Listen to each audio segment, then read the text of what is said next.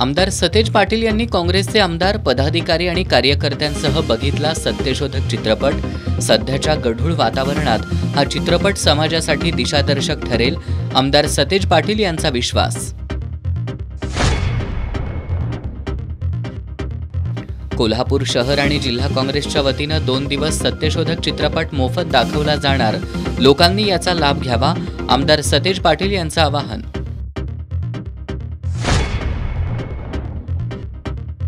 शेतकऱ्यांना सरसकट प्रोत्साहन अनुदान देण्याबाबत सहकार सचिवांचा आदेश।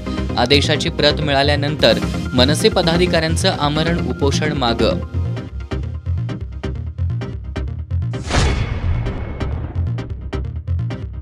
भाजप 400 की 200 जागा पार करणार हे जनताच ठरवेल, आमदार सतेज पाटील यांचा टोला।